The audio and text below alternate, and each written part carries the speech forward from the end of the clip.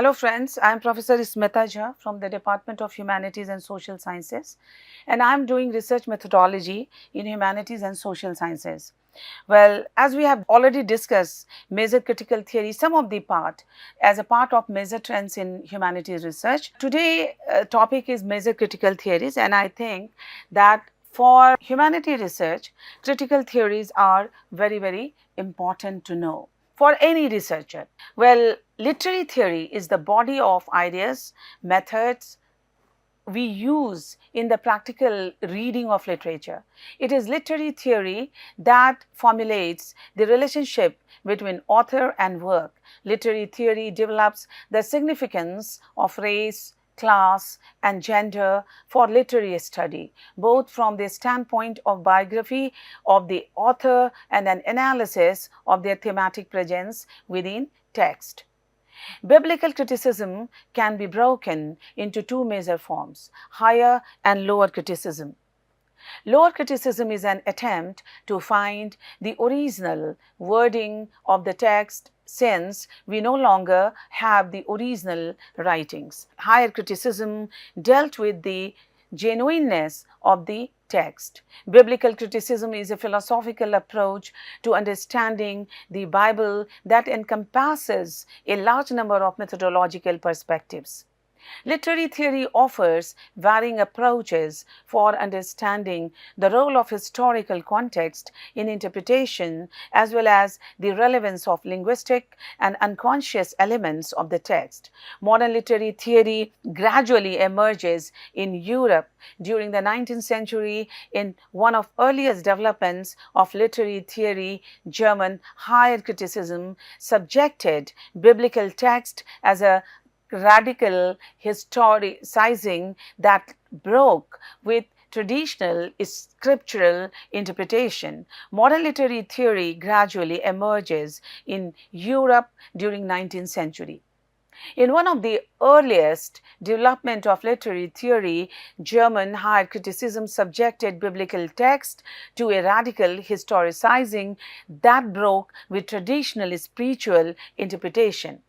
Now, historical criticism or higher criticism is a branch of literary analysis that investigates the origins of the text. Higher criticism is used in contrast with lower criticism or textual criticism, whose goal is to determine the original form of text. Among the variants, higher education confirms the traditional understanding of authorship. Higher or source criticism analyze biblical tales in light of comparable narratives from other cultures, an approach that anticipated some of the methods and spirit of 20th century theory, particularly structuralism and new historicism.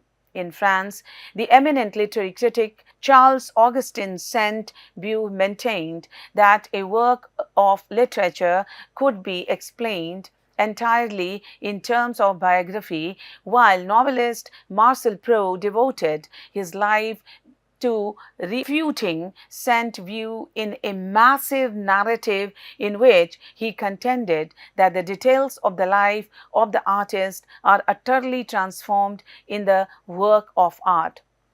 Now, this dispute was taken up anew by the French theorist Roland Barthes in a famous declaration of the death of the author. Perhaps the greatest 19th century influence on literary theory came from the deep epistemological suspicion of Friedrich Nietzsche that facts are not facts until they have been interpreted.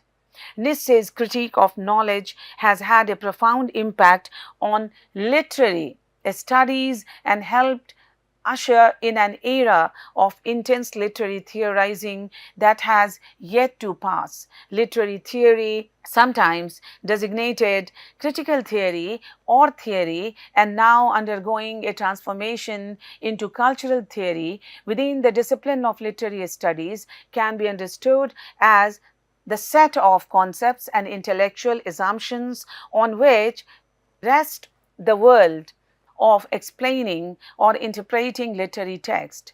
Literary theory refers to and principles derived from internal analysis of literary text or from knowledge external to the text that can be applied in multiple interpretative situations.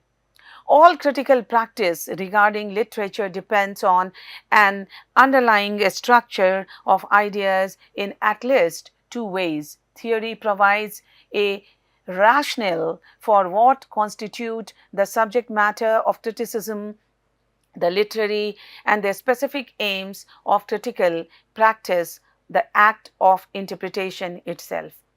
For example, to speak of the unity of Oedipus, the king explicitly invokes Aristotle's theoretical statement on poetics to argue, as does Chinua Achebe, that Joseph Conrad's The Heart of Darkness failed to grant full humanity to the African it depicts is a perspective informed by a post-colonial literary theory that presupposes a history of exploitation and racism. Academic literary criticism prior to the rise of new criticism in the United States intend to practice traditional literary history, trading influence, establishing the canon of major writers in the literary periods, and clarifying historical current and allusion within the text.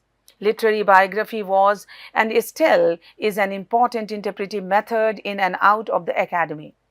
Versions of moral criticism, not unlike the Lewis School in Britain and aesthetic genre studies, criticism were generally influential literary practices.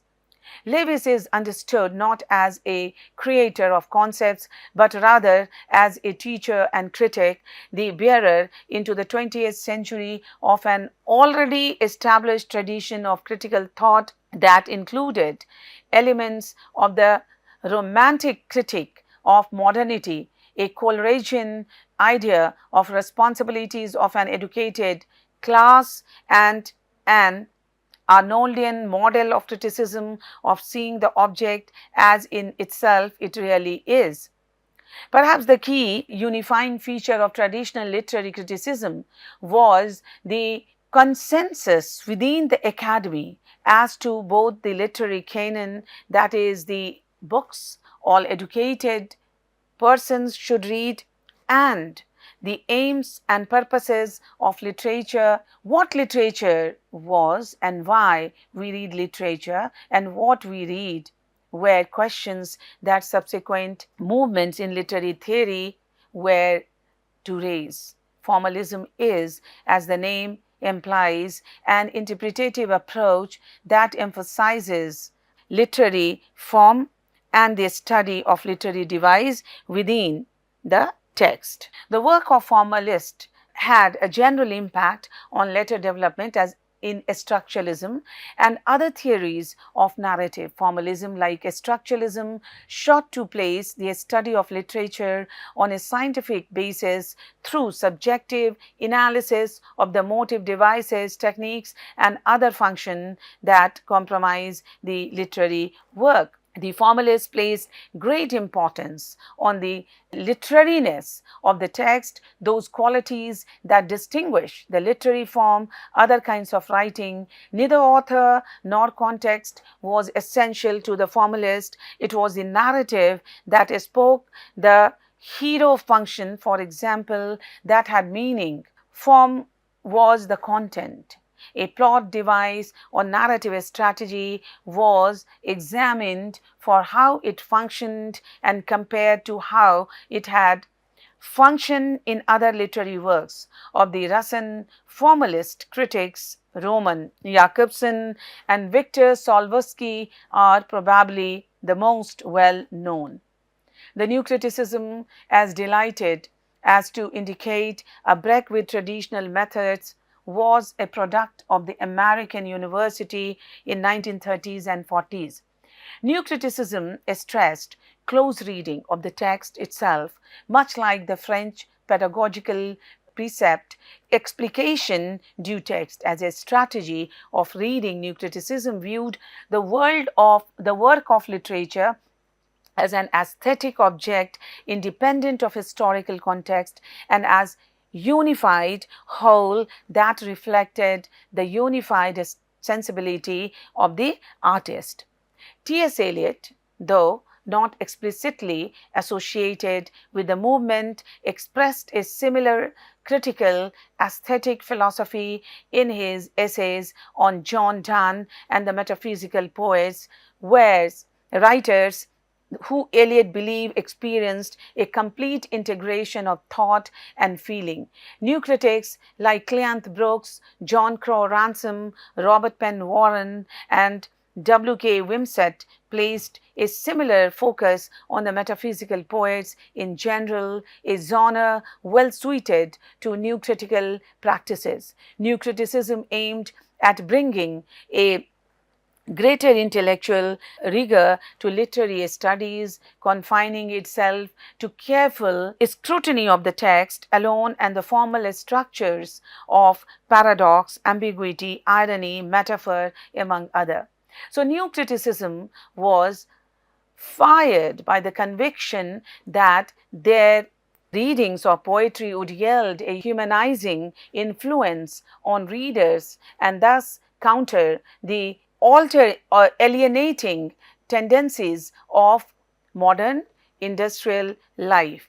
New criticism is, in this regard, bears an affinity on the Southern agrarian movement, whose manifesto, I Will Take My Stand, contained essays by two new critics, Ransom and Warren. Perhaps the enduring legacy of new criticism can be found in the college classroom, in which the verbal texture of the poem on the page remains a primary object of literary study.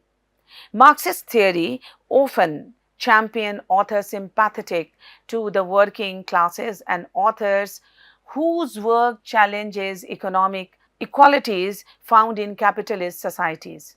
In keeping with the totalizing spirit of Marxism, literary theories arising from the Marxist paradigm have not only sought new ways of understanding the relationship between economic production and literature, but all cultural production as well. Marxist analysis of a society and history have had a profound effect on literary theory and practical criticism, most notably in the development of new criticism and cultural materialism. The Hungarian theorist George Lucas contributed to an understanding of the relationship between historical materialism and literary form, in particular with realism and historical novel.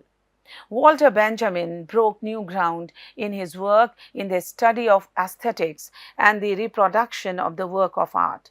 The Frankfurt School of Philosophers, including most notably Max Hockenlehrer, Theodor Adorno, and Herbert Marcuse, after their emigration to the United States, played a key role in introducing Marxist statement of culture into the mainstream of American academic life. Critical theory held to a distinction between the high cultural heritage of Europe and the mass culture produced by capitalist societies as an instrument of domination.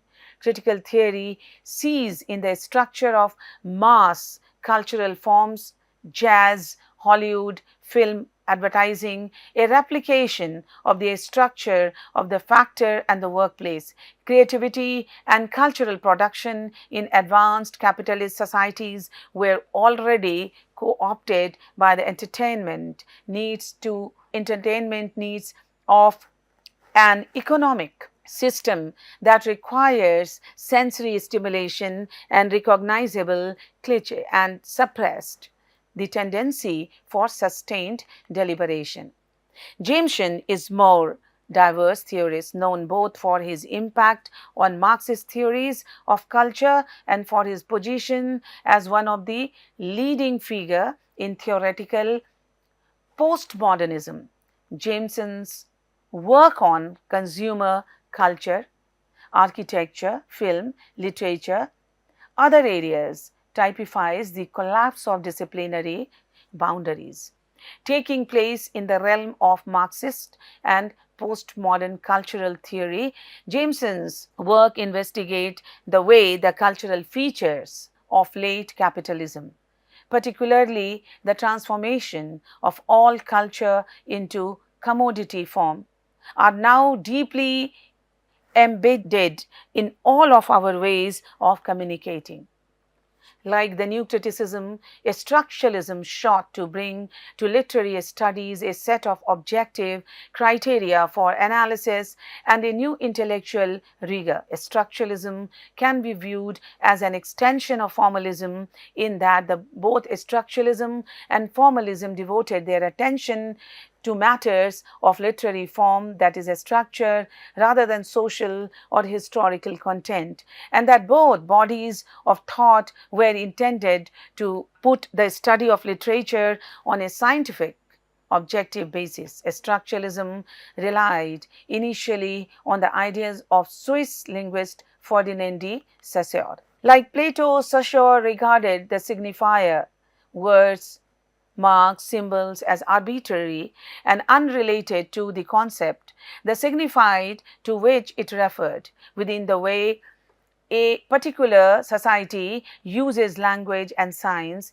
Meaning was constituted by system of differences between units of language, particularly meaning were of the less interest than the underlying structure of signification that made meaning itself possible, often expressed as an emphasis on langue other than parole.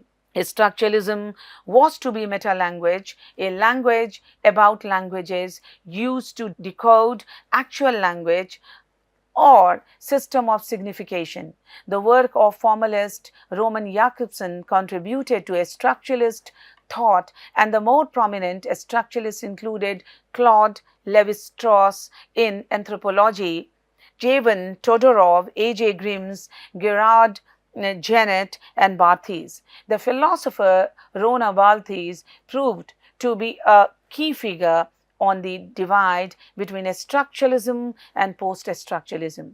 Post-structuralism is less unified as a theoretical movement than its precursor. Indeed, the work of its advocates, known by the term deconstruction, calls into question the possibility of the coherence of discourse or the capacity for language to communicate. Deconstruction, semiotic theory, a study of sign with close connection to structuralism, reader response theory in America, reception theory in Europe, and gender theory informed by the psychoanalytic Jacques Lacan and Julia Kristeva are areas of inquiry that can be located under the banner of post-structuralism. If signifier and signified are both cultural concepts, as they are in post-structuralism, reference to an empirically certifiable reality is no longer guaranteed by language.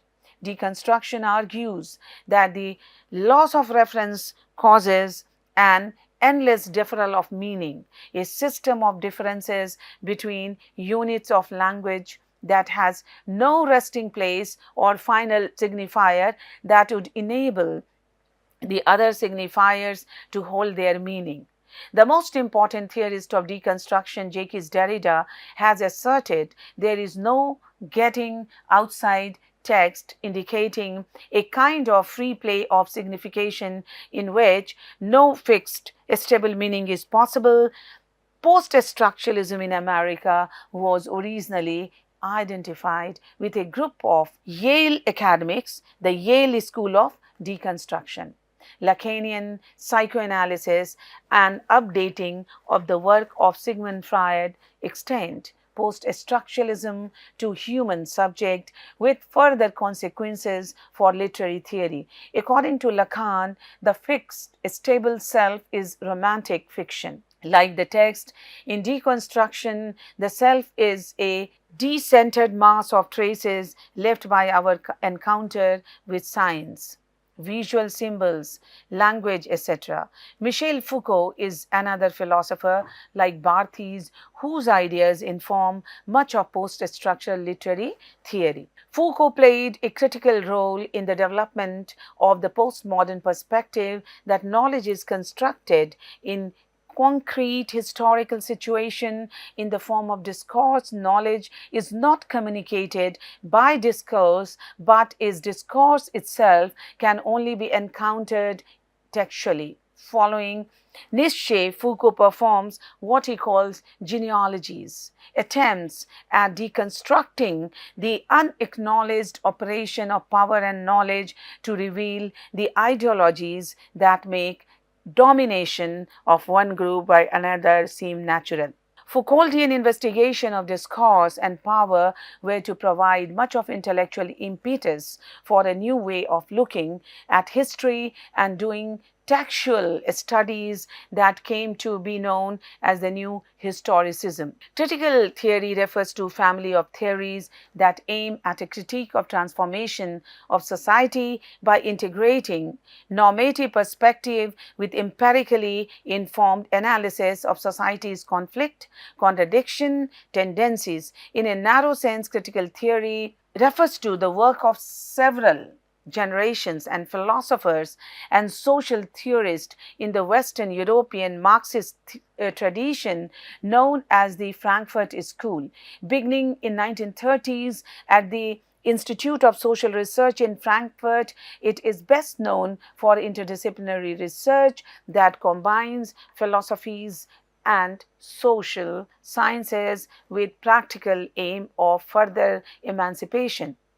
There are separate entries of influential figures of the first generation of the Frankfurt School like Max Horkheimer, Theodore W. Adorno, Herbert Marcuse, and Walter Benjamin, and the leading figure of the second generation, Jürgen Habermas.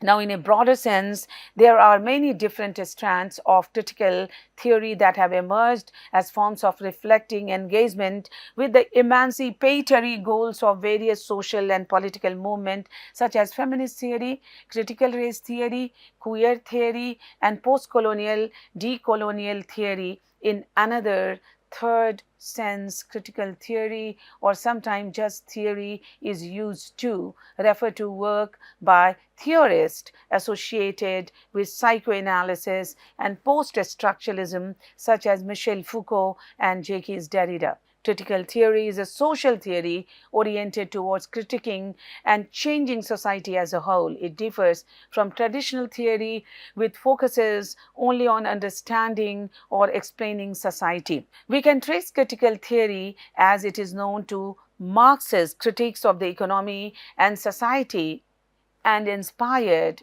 greatly by Marx's theoretical formulation of the relationship between economic base and ideological superstructure, and it focuses on how power and domination operates. Hungarian Georgi Lucas and Italian Antonio Gramsci developed theories exploring the cultural and ideological ideas of power and domination following in Marx's critical footsteps. Lucas and Gramsci focused their critiques on social forces preventing people from understanding how power affects their life. Shortly after Lucas and Gramsci published their ideas, the Institute for Social Research was founded at the University of Frankfurt, and Frankfurt School of Critical Theories took shape.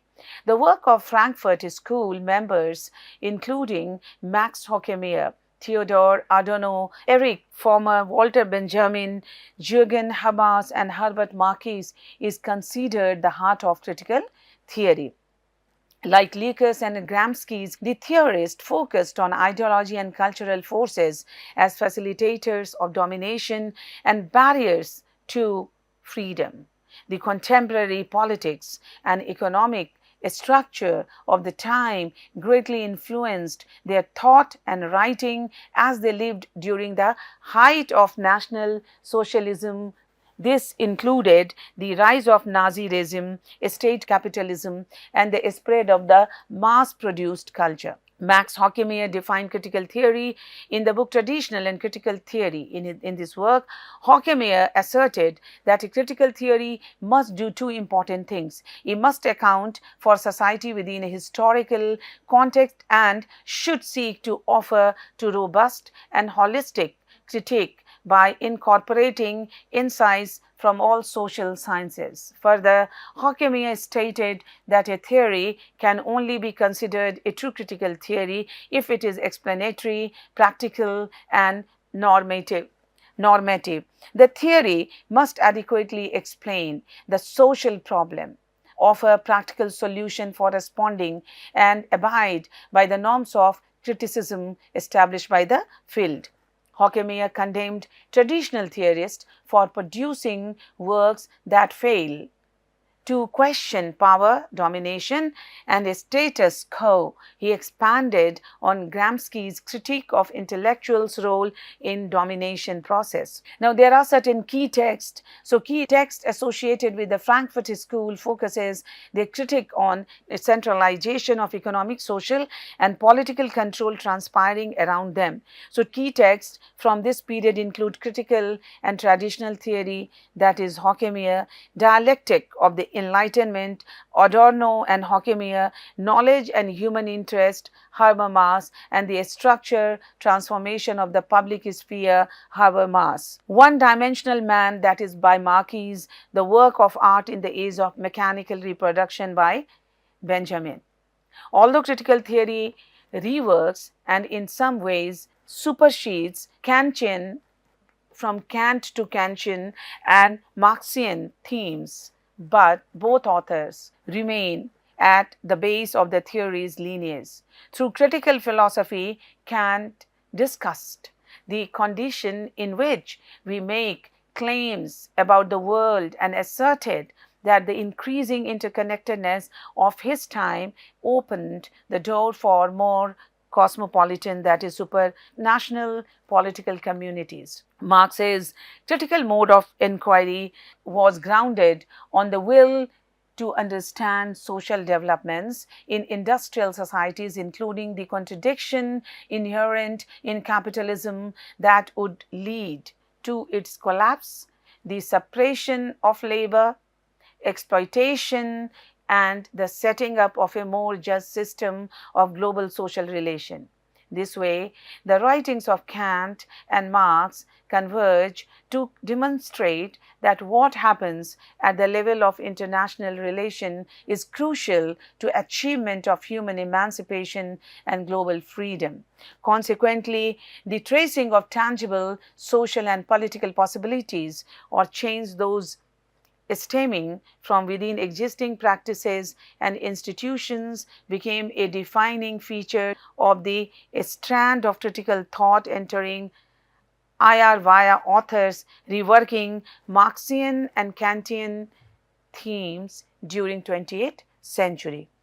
So, of course, neither Marx nor Kant were IR theorists in the contemporary sense. Both were philosophers. We must therefore identify two more recent sources for how critical theories develop within the modern discipline. The first is Antonio Gramsci and his influence over Robert Cox and the paradigm of production, that is economic pattern involved in the production of goods and the social political relationship they entailed. The second is the Frankfurt School, Jürgen Habermas in particular, and the influence of Habermas over Andrew Linklater and the paradigm of communication, pattern of rationality involved in human communication, and the ethical principle they entail. There are two themes uniting these approaches that show the connective glue within the critical theorist family. First,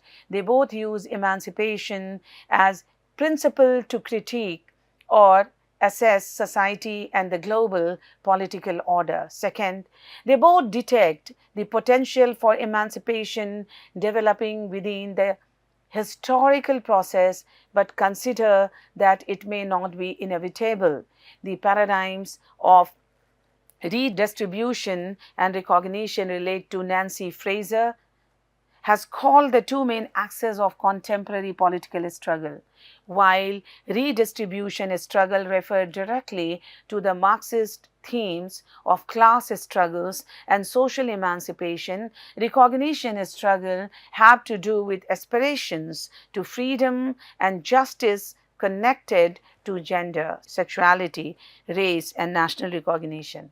Therefore, while Cox focuses on contemporary distribution struggle, Linklater turns to questions of identity and community as more significant than economic relations in today's quest for emancipation. Thus, literary theory is essential as it provides frameworks for understanding and analyzing literature, presenting diverse perspectives and interpretation. It allows readers to delve deeper into text, explores underlying themes, and connect literature to broader cultural and historical context. With this, I wrap up the discussion for today. Next time, we shall have some new ideas, new perspective, a new topic related to research methodology. Till then, thank you.